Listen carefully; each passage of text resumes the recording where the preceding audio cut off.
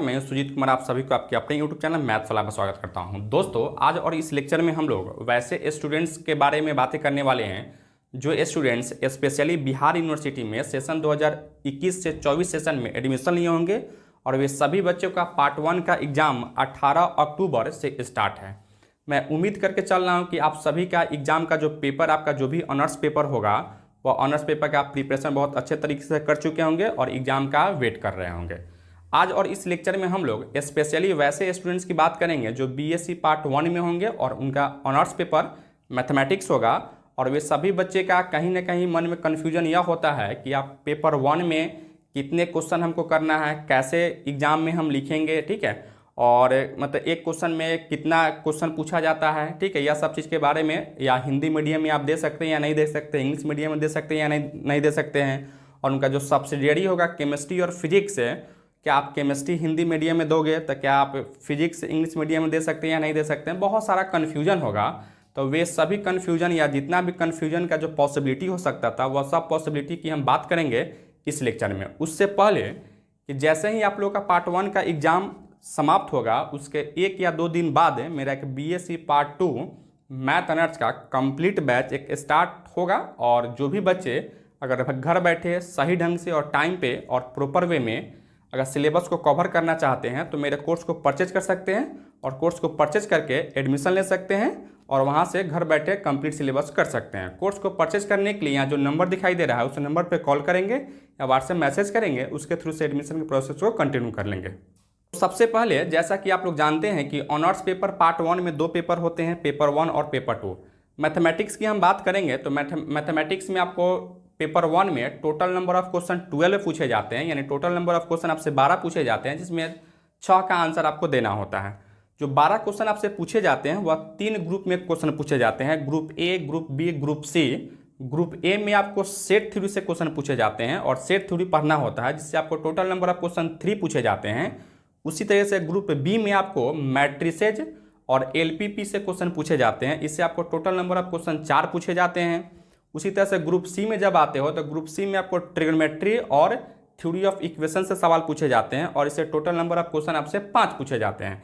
तो इस तरीके से टोटल नंबर ऑफ क्वेश्चन आपसे 12 पूछे जाते हैं और आंसर आपका यानी 6 क्वेश्चन का आपको आंसर देना होता है, ठीक है। अब हम लोग बातें करेंगे कि 6 क्वेश्चन का आंसर देना होता है तो 6 क्वेश्चन का जब आंसर आप देने जाते हो तो उसमें कुछ कंडीशन लगा देता है। कंडीशन यह रहता है कि आपको प्रत्येक ग्रुप से एक क्वेश्चन को सॉल्व करना है या एटलीस्ट 1 क्वेश्चन को आपको प्रत्येक ग्रुप से आपको सॉल्व करना है, यानी कम से कम एक क्वेश्चन प्रत्येक ग्रुप से आपको सॉल्व करना ही है दोस्तों, ठीक है।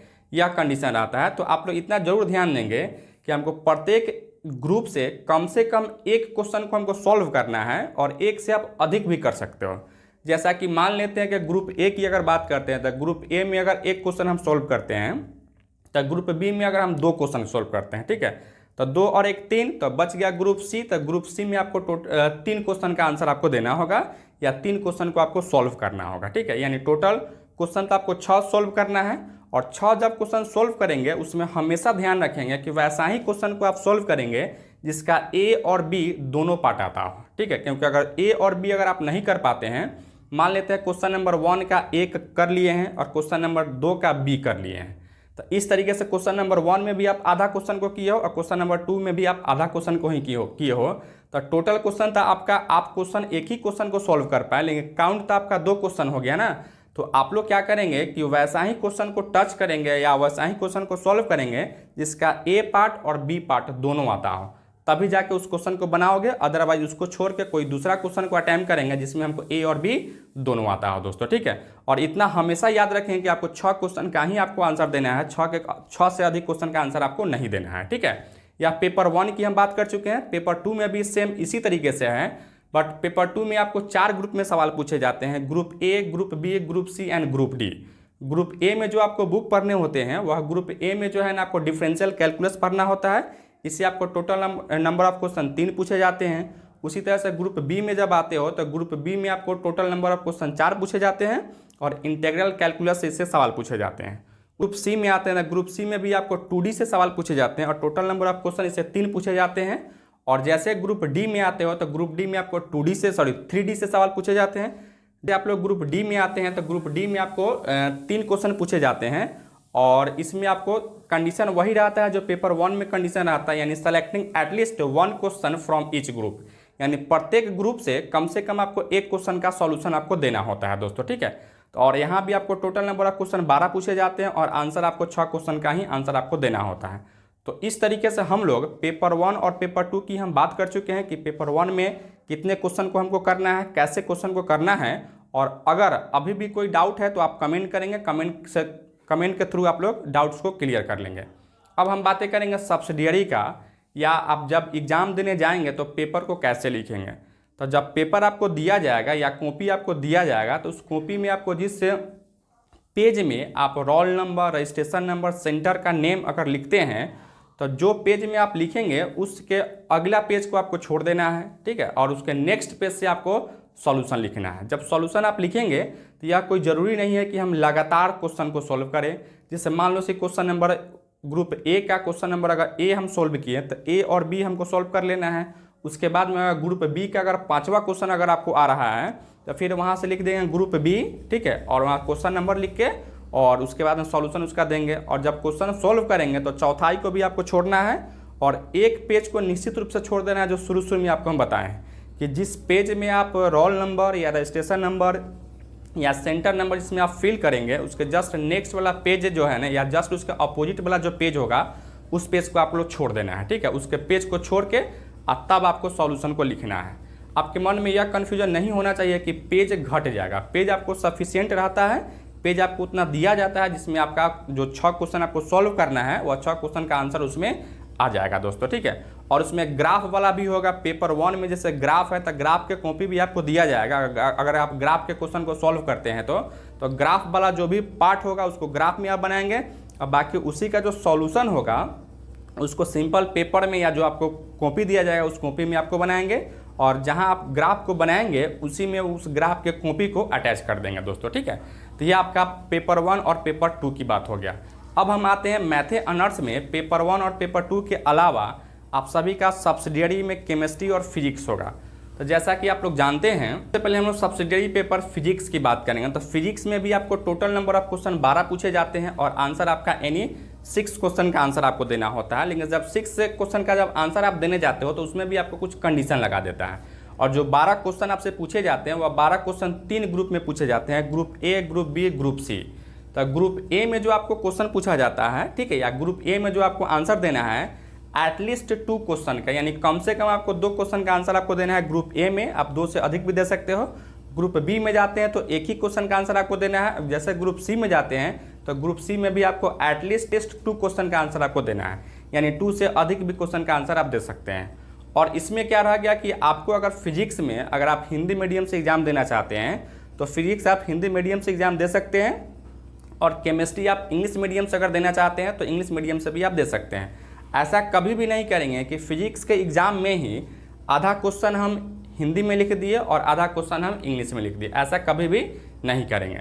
लेकिन अगर आप हिंदी मीडियम से एग्ज़ाम दे रहे हैं, ठीक है, और बीच बीच में कोई वर्ड आता है जो आप इंग्लिश में अगर लिख देते हैं तो उससे कोई प्रॉब्लम नहीं होगा।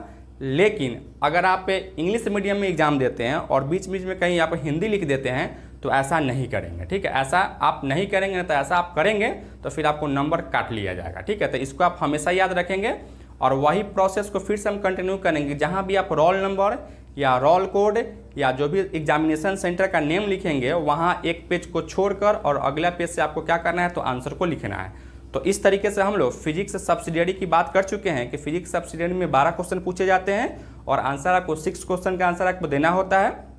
जो कि 12 क्वेश्चन आपसे पूछे जाते हैं वह 3 ग्रुप में क्वेश्चन करके पूछे जाते हैं, group A, group B, group C. Group A में आपको कम से कम 2 क्वेश्चन का आंसर देना होता है, ग्रुप बी में आपको 1 क्वेश्चन का आंसर देना होता है और ग्रुप सी में आपको कम से कम 2 क्वेश्चन का आंसर आपको देना होता है दोस्तों, ठीक है।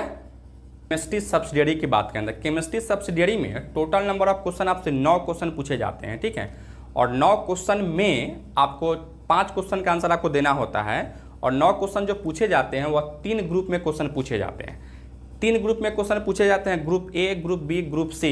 ग्रुप ए और ग्रुप बी, ग्रुप सी में जब क्वेश्चन पूछे जाते हैं और 5 क्वेश्चन का आंसर जो आपको देना होता है उसमें आपको कुछ कंडीशन के साथ आपको आंसर देना होता है, ठीक है। जैसे ग्रुप ए में आपको 3 क्वेश्चन पूछेंगे ग्रुप बी में भी 3 क्वेश्चन पूछा जाएगा और ग्रुप सी में भी आपको 3 क्वेश्चन पूछा जाएगा।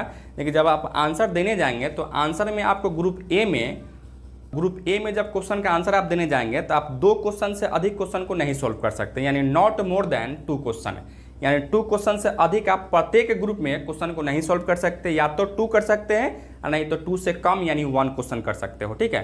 तो यह ग्रुप ए, ग्रुप बी और ग्रुप सी दोनों के लिए यह लागू है। इसमें भी आप हिंदी और इंग्लिश मीडियम में एग्जाम दे सकते हैं। अगर आप केमिस्ट्री अगर हिंदी मीडियम में देना चाहते हो तो हिंदी मीडियम में एग्जाम दे सकते हो।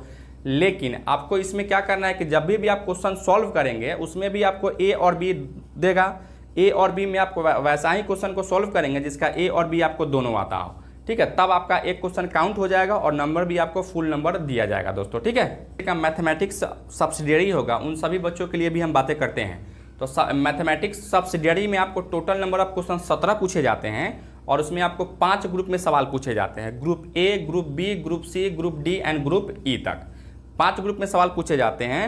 और ग्रुप ए से आपको 4 क्वेश्चन पूछे जाते हैं, ग्रुप बी से भी आपको 4 क्वेश्चन पूछे जाते हैं, ग्रुप सी से भी आपको 4 क्वेश्चन पूछे जाते हैं और ग्रुप डी से आपको 2 क्वेश्चन पूछे जाते हैं और ग्रुप ई से भी आपको 3 क्वेश्चन पूछे जाते हैं दोस्तों, ठीक है। तो इस तरीके से टोटल नंबर ऑफ क्वेश्चन आपसे 17 पूछे जाते हैं और आंसर आपको एनी 8 क्वेश्चन का आंसर आपको देना होता है, यानी आंसर आपको 8 क्वेश्चन का आंसर आपको देना होता है। जब आप आंसर देने आते हैं 8 क्वेश्चन का तो उसमें भी आपको कंडीशन रहता है कि selecting at least from each group, यानी प्रत्येक ग्रुप से कम 1 क्वेश्चन का आंसर आपको देना होता है, ठीक है।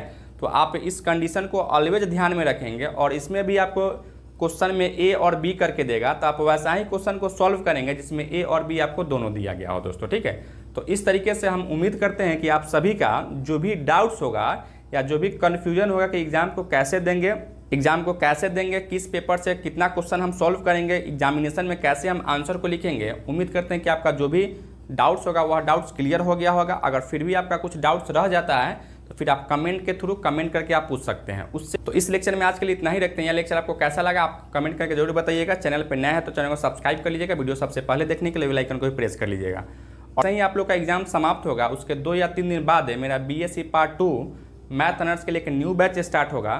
तो जो भी बच्चे अगर घर बैठे सही ढंग से और टाइम पे और प्रॉपर वे में सिलेबस को कवर करना चाहता है तो मेरे कोर्स को परचेज कर सकते हैं और कोर्स को परचेज करके घर बैठे टाइम पे सिलेबस को कवर कर सकते हैं। कोर्स को परचेज करने के लिए यहाँ जो नंबर दिखाई दे रहा है उस नंबर पर कॉल करेंगे या व्हाट्सएप मैसेज करेंगे, उसके थ्रू से एडमिशन के प्रोसेस को कंटिन्यू कर लेंगे।